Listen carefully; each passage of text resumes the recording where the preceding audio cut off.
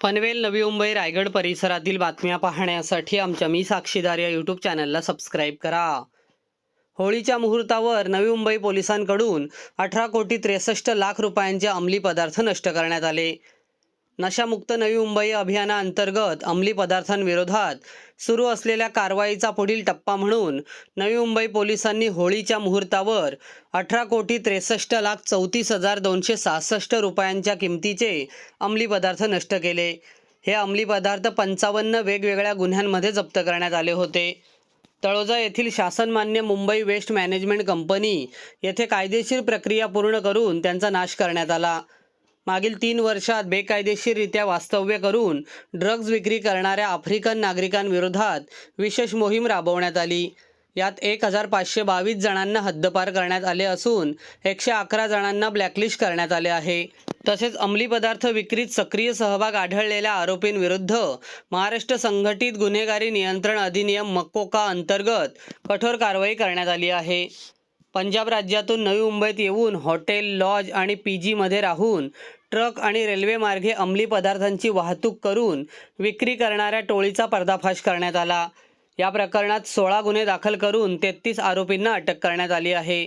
आरोपींकडून 4,20,70,000 रुपयांच्या किमतीचे हेरोईन, अफू, मेफेड्रॉन आणि कोडीन बाटल्या जप्त करण्यात आल्या आहेत. मुख्य सूत्रधार आरोपीला पंजाब राज्यातून अटक करण्यात आली. नवी मुंबई पोलिसांचं गेल्या अनेक वर्षांपासून नशामुक्त अभियान जे आहे ते आपण दर वर्षी आपण बघतो की 2 ते 3 वेळा आपण खूप मोठ्या प्रमाणामध्ये हे जे नशेचं जो अंमली पदार्थ आहे तो आपण या ठिकाणी इन्सिनरेटर मध्ये आपण बर्न करत असतो.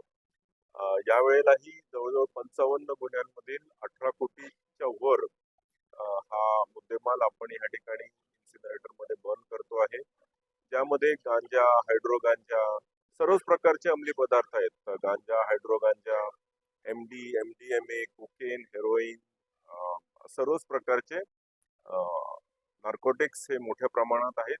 आणि आपण ज्या आता रिसेंटली जे हायड्रो गांजाच्या गँग्स पकडलेले आहेत किंवा पंजाब मधली एक मोठी टोळी आपण जी नवी मुंबईमध्ये सक्रिय होती, काही आफ्रिकन्स जे याच्यामध्ये होते, काही इंटरनॅशनल गँग्स जे इम्पोर्टेड हायड्रो गांजा विकत होते, त्याच्यामध्ये मुद्देमाल हा जो जप्त झालेला आहे त्याचा आज या ठिकाणी बर्निंग केलेला आहे.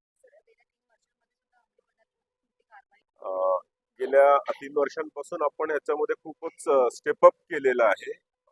नार्कोटिक्स विरोधी मोहिमेमध्ये मोठ्या सप्लायर्स पासून छोटे ड्रग पेडलर्स पासून कन्झम्पशन करणारे सुद्धा वेगवेगळ्या स्वरूपाचे वेगवेगळे ज्या टोळ्या या ठिकाणी ऑपरेट करत होत्या त्यांना आपण झिरो टॉलरन्स पॉलिसीच्या तहत या ठिकाणी सातत्याने आपल्या कारवाया झालेल्या आहेत आणि ह्यापुढेही ह्या कारवाया चालू राहतील.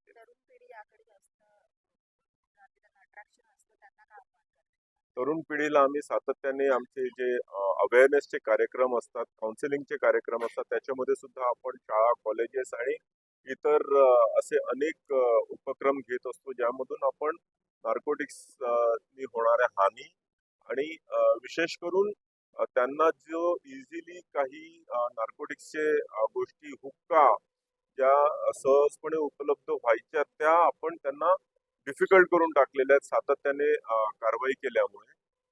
तर हे दोन्ही basically it is double edged. एका बाजूनी सप्लाय कमी करायचं आणि दुसऱ्या बाजूला प्रबोधन करायचं.